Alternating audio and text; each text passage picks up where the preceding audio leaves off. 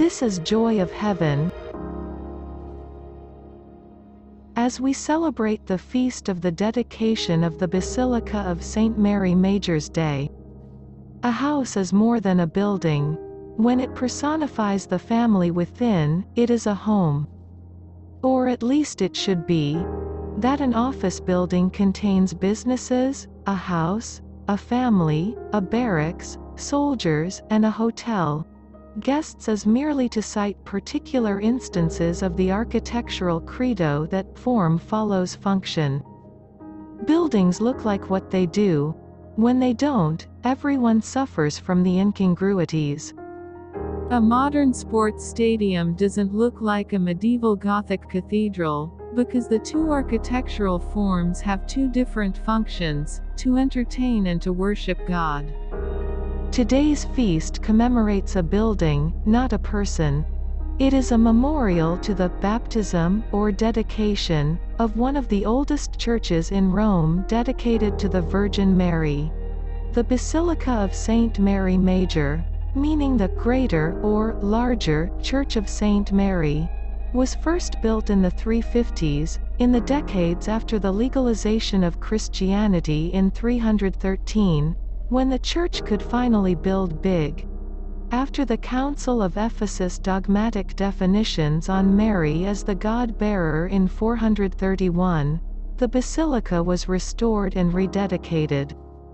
Of the four major basilicas in Rome, St. Mary Major most retains the atmosphere, the feel, of antiquity. The sites of the basilicas of St. Peter and St. John Lateran are ancient, but the present Baroque structures date from the 16th through the 18th centuries. And the ancient, Paleo-Christian Basilica of St. Paul outside the walls burned almost entirely to the ground in 1823. The present structure is an impressive replica, but relatively modern. The 4th century core of St. Mary Major is, however, intact. It has been embellished, added to, and redecorated over the centuries. Nevertheless, it is to Christian Rome what the Pantheon is to pagan Rome: a complete, entire, and unscathed survivor from a built environment which has otherwise disappeared. For Catholics, every church is a domus Dei, a house of God.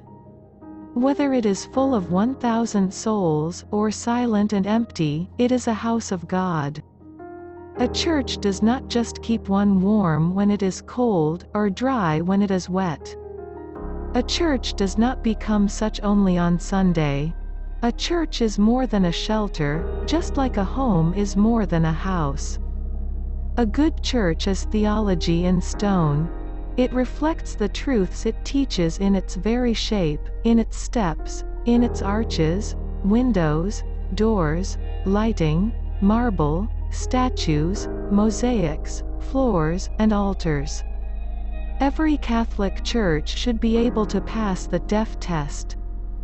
That is, when a hearing-impaired person enters a church, he or she should be able to easily understand what that church is teaching without hearing a single word from the pulpit or one verse sung from the choir. A religion's hierarchy of truths should be expressed, in a confident and certain manner, by the structure where that religion's faithful gather to worship God. One should understand with the eyes. It is not for the Catholic to shiver in the barn of the Reformation, as one theologian wrote, and to guess what the building is trying to say. If God himself were to pull open the immense doors of St. Mary Major, one imagines he would walk down the central nave, look to his right and to his left, smile, and slowly nod his head in pleasure and agreement. There, in an ornate chapel to the right, is Pope St. Pius V. How well he guided the rudder of my ship on earth. There, under the altar, are the bones of St. Jerome. O cantankerous Jerome, you gave my church the definitive text of my word. There, below the high altar, is a relic of the manger of Christ. And there it all started. Resting in that wood, My son brought the Old Testament to an end. And on and on and on, saints, popes, the Virgin, the tabernacle, the confessionals, the stations of the cross. God the Father would not be a stranger in St. Mary Major. He would feel at home, surrounded by the things, signs, pictures, and emblems of the family life of the Universal Church. Rome is a small planet of art and beauty. The density of artistic treasures in St. Mary Major, and so many other Roman churches, exercises a gravitational pull drawing all those enamored with God and His beauty toward the sacred core of the eternal city. Thank you.